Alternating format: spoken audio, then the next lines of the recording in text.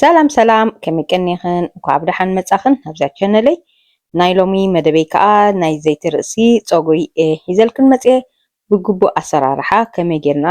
ዘይቲ ርእሲ ናይ ሮዝመሪን ሒዘልክን ቀሪበ መዓልቲ እዚ ትሪኦ ዘለኹም ሮዝመሪን ፍሬሽ እዩ ከምዚ ተተረኺቡ እቲ ዝበለፀ እዩ ከምዚ ጌርክን ሮዝመሪን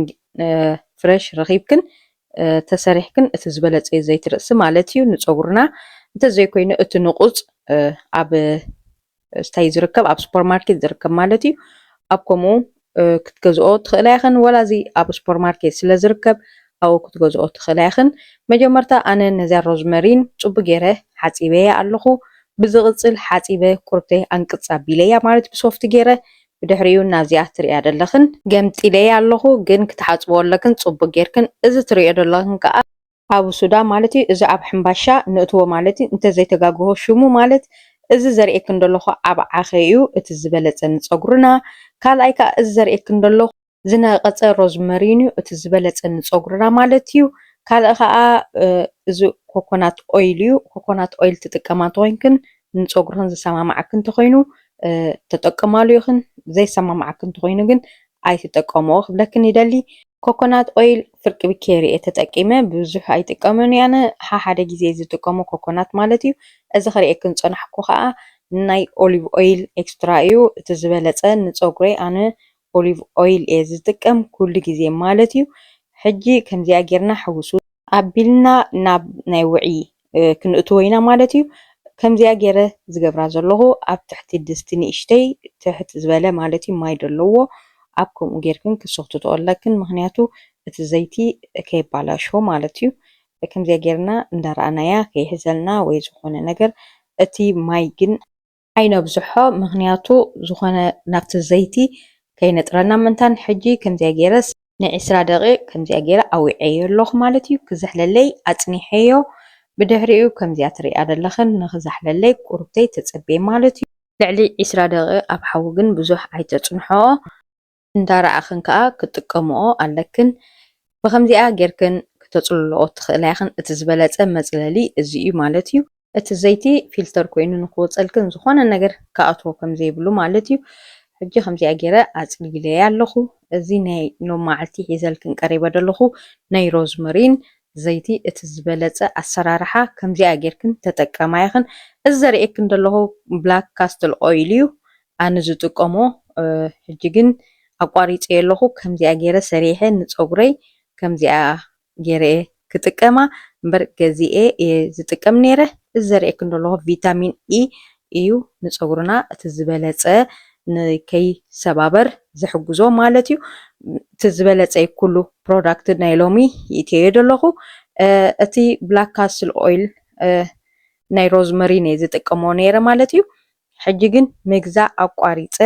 ባዕለይ ሰሪሐየ ኣለኹ ከምዚኣ ትሪእያ ዘለኽን ሮዝመሪን ኣብ ውሽጢ ገይረሉ ኣለኹ ከምዚኣ ጌርክን መቐመጢ ተተረኺቡ ዝበለፀ እዩ ማለት እዩ ከምዚኣ ጌረ ኣብታ ናይ ሮዝመሪን ብላክ ካስትል ኦይል ማለት እዩ ናይ ሮዝመሪን ቦታ ዝነበረት እሳ ኩላ ገምጢለ ናብቲኣ ናይ ዘይቲ ስራሕክዋ ናብዚኣ ገምጢለ ኣለኹ ተረፍካ ኣብ ከምዚ ቦታ ክተቐምጦ ትኽእላ ኢኽን ብድሕሪኡ ኣብ ፍሪዘር ዘቐምጦ ኣነ ኣብ ፍሪዘር ኣቐሚጠዮ ኣለኹ ክጥቀም ከለኹ እየ ዘውፅኦ ተዘይደሊኽን ከዓ ኣብ ደገ ኖርማል ዝሕል ዝበለ ቦታ ክተቐምጦ ትኽእላ ኣብ ፍሪዘር ክብለክን ከለኹ ኣብቲ ናይ ማዕፆ መኽፈቲ ኣብ ከምኡ እምበር ኣብ በረድ ኣይኮነን ብድሕሪኡ ኣብኡ እየ ዘቕምጦ ኣነ ክጥቀም ከለኹ እየ ካብኡ ዘውፅኦ ማለት እዩ ወይ ከዓ ኣብ ደገ ኖርማል ጌርክን ክጥቀማ ትኽእላ ኢኽን እዛ ክሪአክን ፀናሕኩ እታ ዝሰርሐናያ ዘይቲ ናይ ሮዝመሪን ድሕሪ ሕጂ ምግዛእ ዝበሃል ነገር የለን ባዕልኽን ሰሪሕክን ከምዚኣ ጌርክን ንፀጉርክን ተኸናኸና ብሕልፊ ፀጉርክን ዘይነውሕ ካብ ማእከል ዝሰባበር እንተኮይኑ ከምዚኣ ናይ ሮዝመሪን ዘይቲ ርእሲ ከምዚኣ ጌርክን ስርሓ ኣብዛ ቻነለይ ሓደሽቲ ዝኾንክን እኳ ብድሓን መጻኽን ሳብስክራይብ ብምግባር ናተይ ቤተሰብ ኮና ተን ሳብስክራይብ ዝገበርክን ከዓ ላይክ ጌርክን ነዚያ ቪድዮ ጀምራ ኢኽን ሼርካ ግበራ ኢኽን ናይ ሎሚ መደበይ ከምዚኣ ትሪኣ ዝወዓልክን ናይ ዘይቲ ርእሲ ናይ ሮዝመሪን እያ ብጣዕሚ ንፀጉርና ጠቃሚ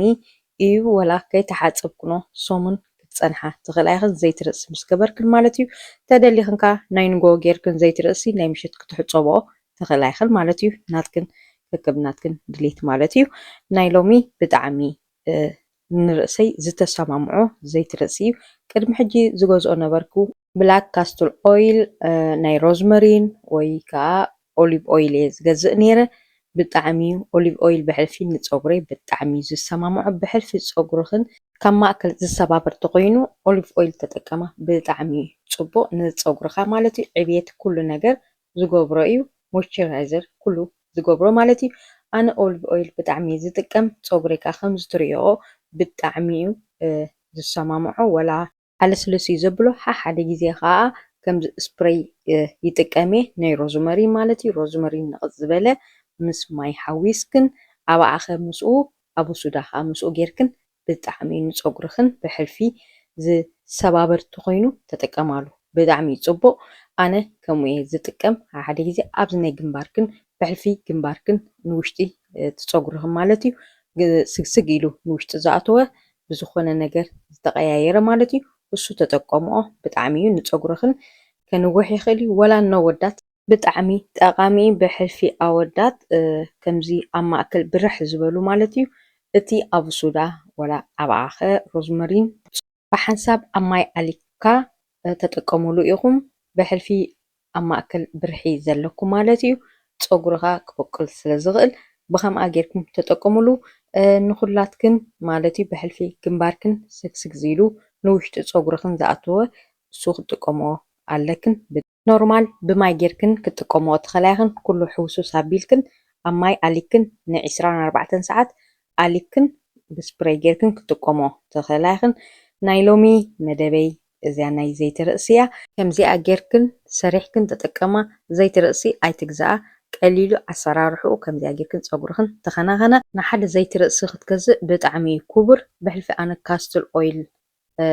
ሮዝመሪን እየ ዝገዝእ ነይረ ክቡር እዩ ንእሽተይ ኢኻ ትመፀካ ሕጂ ግን ከምዚኣ ገይረ ሰሪሐ ፀጉረይ ኣማሕሸየ ኣለኹ ምግዛእ ኣቋሪፀየ ኣለኹ ናይ ሎሚ መደበይ እዚኣ ነይራ ፈቲኽና ክትኮና ተስፋ ገብር ቻው